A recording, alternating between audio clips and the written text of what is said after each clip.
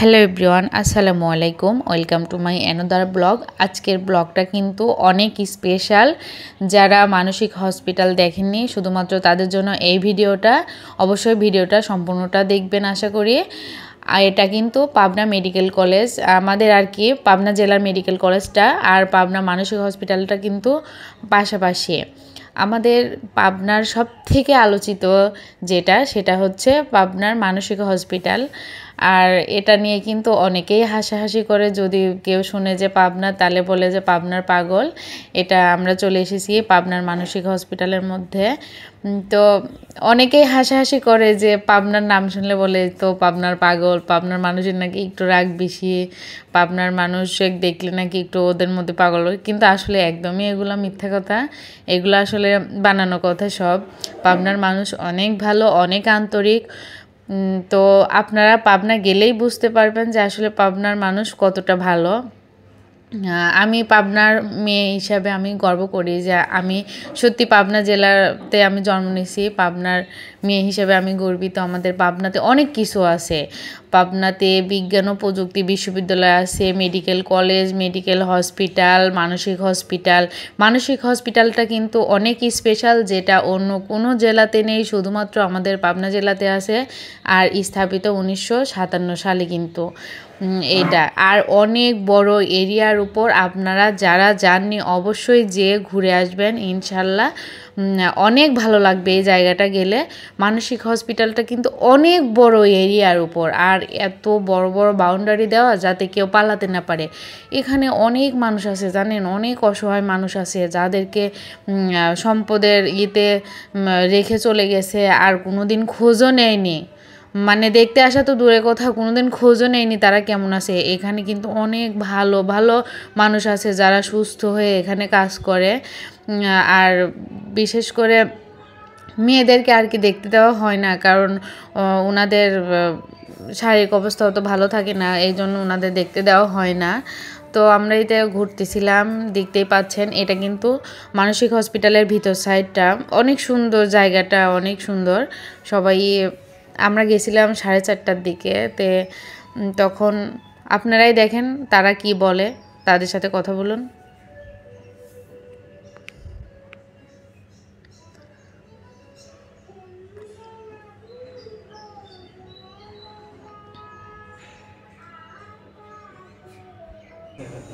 আপনাদের তো সব কিছুই দেওয়া হয় তাই না, খাবার, পোশাক, ওষুধ, তাই না? আপনাদের বাড়ি থেকে সবাই দেখতে আসে না? কেউ আসেনি, একজন আসছে, এক বাগনি আসছে, বাইকনি আসছে। আপনার ছেলে মেয়ে নাই? আমার একটা মেয়ে আছে, আপনার ওখানে ক্লাস 10-এ পড়ে।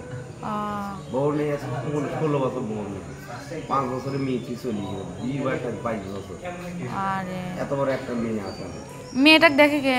মেয়ে আমার ভাই আছে, বোন আছে, বাবা আছে, মা আছে, দেখে। তো মেয়েরা কি আপনার বাড়ি কোন জায়গায়? থানার সাথে জেলা পাবনা, হিন্দুপুর, ডাক্তার মাহমুদপুর বাড়ি, বনগ্রাম মাহমুদপুর, জেলা পাবনা, ধরেন পাবনার বাসিন্দাই। গান শুনুন। কলেরি বেরি জেলখানারি ঘরে আমি, মাগো নিতে আসবে কবে মাগো বাবাকে দিয়ে। অনেক দিনের পরেতে জেলখানাতে আসিল চিঠি পিয়নেরই মাধ্যমে মাগো। অনেক দিনের পরে মাগো গেছ তুমি মরা, আমি কেমনে তোমার লাশ করিব কাঁধে মাগো। তুমি আমায় নিতে পারিলে না মাগো, তোমার মুখখানি কেমনে দেখিব মা। বিদায় করে দাও গো পাল্লা, বিদায় করে দাও। গান বলা শেষে আমরা চলে গেছিলাম অন্য সাইডে। দেখেন কেমন অসহায়ের মতো জানালা ধরে ধরে দাঁড়িয়ে আছে। সত্যি ভিতরে গেলে আপনি চোখ দিয়ে কান্না বের হয়ে যাবে। ওনাদের এত কষ্ট দেখে মানুষ হয়েও কেমন ঘরবন্দি হয়ে থাকে। আমার তো দমটাই বন্ধ হয়ে যায় এসব কথা ভাবলে।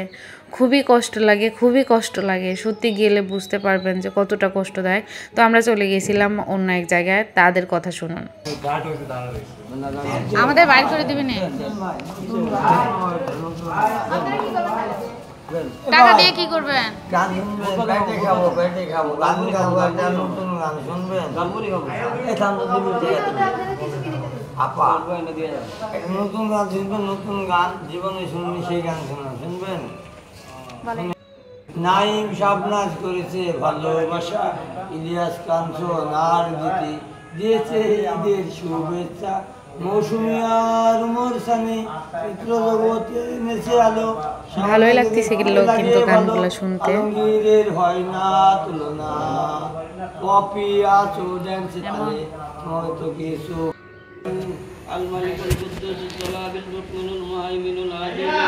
মাশাআল্লাহ উনি কোরআন তেলাওয়াত করছে।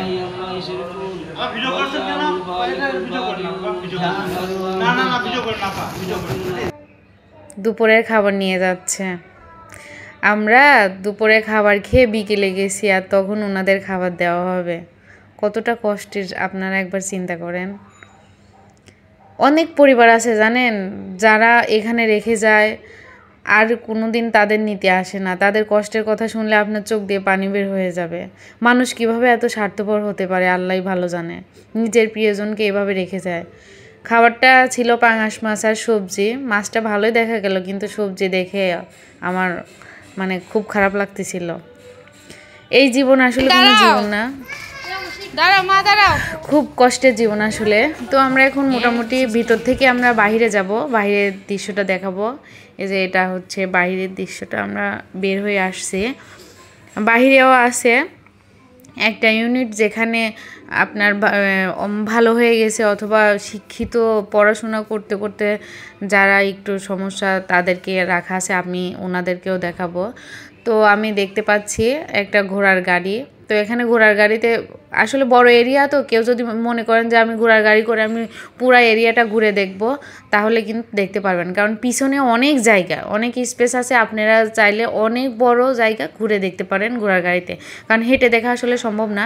তো এটা হচ্ছে সেই বিল্ডিংটা যেখানে শিক্ষিত পাগলদেরকে রাখা হয়। তো চলুন ওনাদেরকে আমি দেখাই। তো এখানে আমি যাওয়ার পরে একজন বৃদ্ধাকে দেখতে, এগুলি কিন্তু সবাই শিক্ষিত, ইংলিশে কথা বলতে পারে, সবাই ভদ্র অনেক। তো হচ্ছে আমি এখানে একটা বৃদ্ধকে দেখছিলাম। আসলে বৃদ্ধটা পাগল না, কিন্তু ওনার সন্তানরা ওনাকে শুধুমাত্র রেখে গেছে যাতে তাকে না দেখাশোনা করতে হয়। ছেলে মেয়ে কত খারাপ, আল্লাহ তাদেরকে তুমি হেফাজত করো। প্রত্যেকটা বাবা মাকে আল্লাহ যেন ভালো রাখে। তো আমার ভিডিওটা এই পর্যন্তই। ভালো লাগলে অবশ্যই লাইক কমেন্ট শেয়ার করবেন, সবাইকে দেখার সুযোগ করে দিবেন। আজকে এই পর্যন্তই, আল্লাহ হাফেজ।